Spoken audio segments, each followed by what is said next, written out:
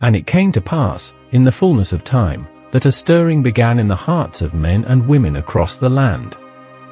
A gentle nudge, unseen yet undeniable, swept through their spirits like the whisper of a distant wind. Many did not understand its meaning, but those who sought the Lord with open hearts began to perceive that God was calling them to rise, to move, to step into a season unlike any they had known before. For behold, the first sign appeared, a discontentment with the familiar ways of life. There were those who dwelt in safety and comfort, their needs met and their days predictable, yet a restlessness took hold of them. Their hearts no longer delighted in the works of their hands. Their souls yearned for something more. And it was said unto them, Do not harden your hearts, for the Lord your God is stirring within you a holy discomfort, that he may lead you from the confines of the familiar into the wide and boundless fields of his purpose. Thus it was with Abram, who dwelt in the city of Ur, a place of wealth and renown. Though he was surrounded by kin and the fruits of his labor, the Lord spoke to him, saying, Leave your country, your people, and your father's household, and go to the land I will show you. I will make you into a great nation, and I will bless you.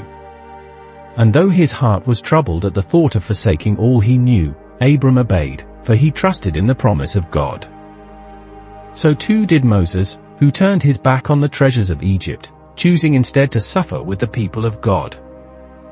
For he considered disgrace for the sake of Christ greater riches than the treasures of Pharaoh's house. In like manner, the Spirit of the Lord stirs even now, awakening discontentment in the hearts of his children.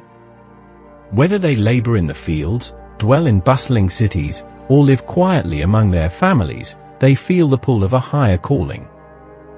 And they ask, Lord, what are you asking of me? To these, the answer comes, Step out in faith, for I am leading you to a season of growth and purpose. And the second sign came to pass.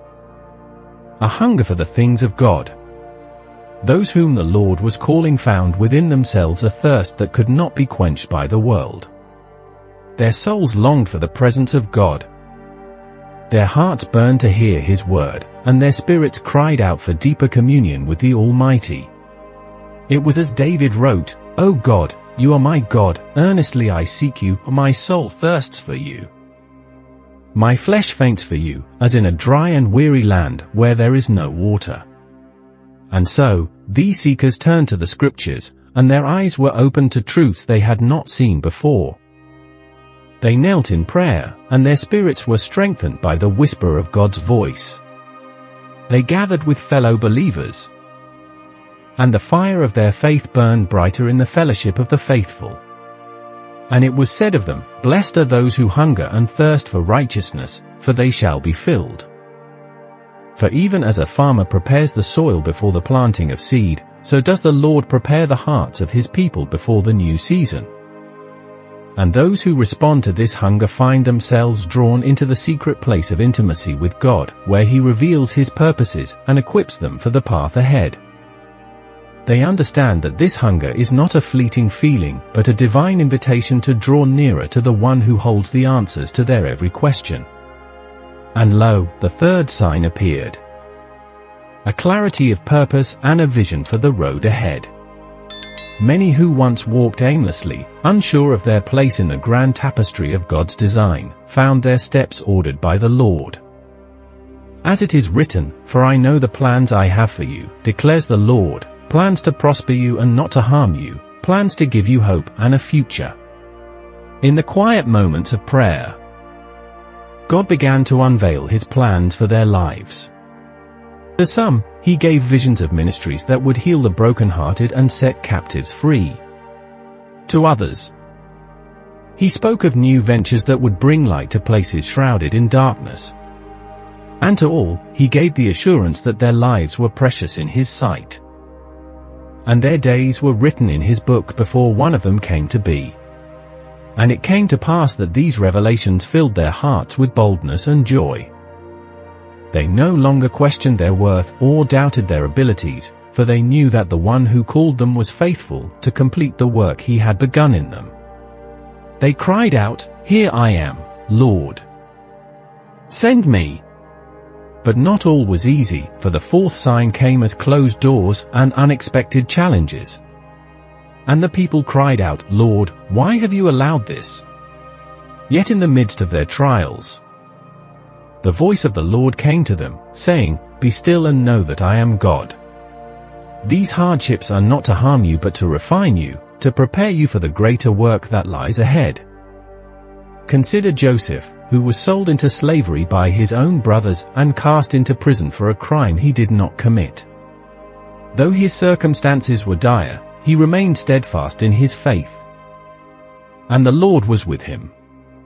In time, Joseph was raised to a position of great authority, where he saved many lives during a time of famine.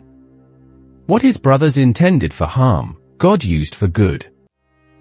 So too did David endure years of hardship before ascending to the throne of Israel. Pursued by Saul and forced to hide in caves, he could have given in to despair.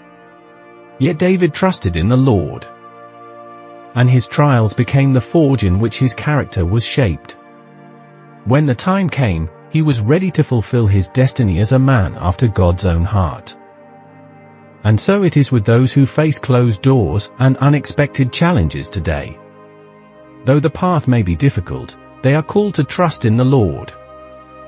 For he is making a way in the wilderness and streams in the wasteland.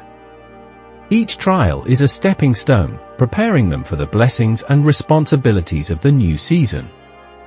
And at last, the fifth sign was revealed: unexpected opportunities and divine connections. In the midst of their trials and preparation, doors began to open that no man could shut. New relationships formed, and opportunities arose that seemed to be orchestrated by the hand of God himself. And the people marveled, saying, "Surely the Lord is at work in our lives. For we could not have planned this on our own." It was as the scriptures declare, "For we know that in all things God works for the good of those who love him, who have been called according to his purpose." Those who once felt lost and unsure now walked with confidence, for they saw the hand of God guiding their every step. And they gave thanks, saying, "The Lord has done great things for us, and we are filled with joy." And so the new season began, a season of purpose, growth, and abundant blessings. The people stepped forward in faith, embracing the changes and challenges with hearts full of expectation. For they knew that the God who had called them was faithful, and he would surely complete the work he had begun. Let those who read these words take heart, for the same God who led Abram, Moses, Joseph, and David is leading his people still. Be attentive to the signs of his guidance, and do not fear the unknown, for the Lord your God is with you.